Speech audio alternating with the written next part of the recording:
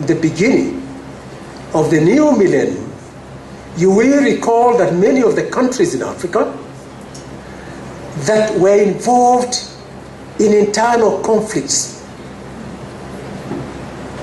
they had to wait for external forces from Africa, that is foreigners,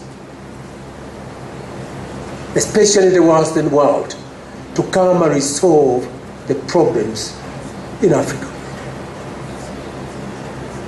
If you know very well today, African ourselves, our governments, are now involved in exploring ways of resolving conflicts in Africa. And there have been a number of credible cases where conflicts have recently been resolved by Africans. I want to give just a few examples. We know that there was a major conflict in the 90s in Mozambique. It is not the foreigners who came to resolve the problem there. It is the African countries which did that. And today, you do have a free and democratic country of Mozambique. Also, you can also take note of the fact that I'd like to talk about our neighboring country of Sudan.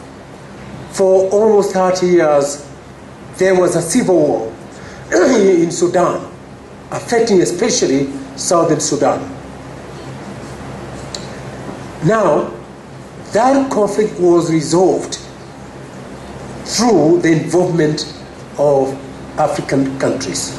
But I think the key thing is how then, and I think this was raised, how then do we ensure that trade unions are involved? I commend that because, we need to really adopt this strategy of all embracing. Trade union, as I said in my own statement, trade unions, you have got a lot of competencies. You are involved in negotiations. You are involved in mediation. And I think it's the high time that in Africa we tap this talent that trade unions have. And you should now not feel shy to discuss, where you see things going wrong across Africa. Because this is the key thing. If things go wrong and we keep quiet, what is essentially going to happen is that one thing which will start, because there will be an equal distribution of resources, lack of management. There is going to be bad government. All those who are going to lead to poverty. We will not be able to address the problems of poverty.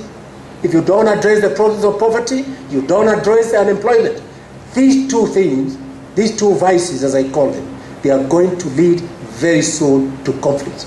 And that is where we want to come from. It was stated that, the causes of conflicts are not all uniform in Africa. But I think if you look at it, you will see that there are certain common factors. And one common factor of these conflicts, especially within, all of them tend to arise from the denial of freedom to the people. Poor governance. By poor governance, I'm talking in the manner in which the people are allowed to exercise their human rights. Lack of democratic rights. Lack of democratic rights for the people to be able to choose the leaders that they want. Lack of an equal distribution of resources. These are the ones which create problems, first and foremost. Because once you do have those ones, even though there will be conflicts because of competition for resources, for land, for water, then you end up having a viable government. And that will be able to resolve the other ones. And I think, to me, that is the most important thing, namely, that we should insist. Well, I believe that this has not happened. That we must embrace reform, and especially the reforms of the state institutions which are not working properly. Independent judiciary, independent parliament, independent oversight bodies. Those are the ones that are going to help this country.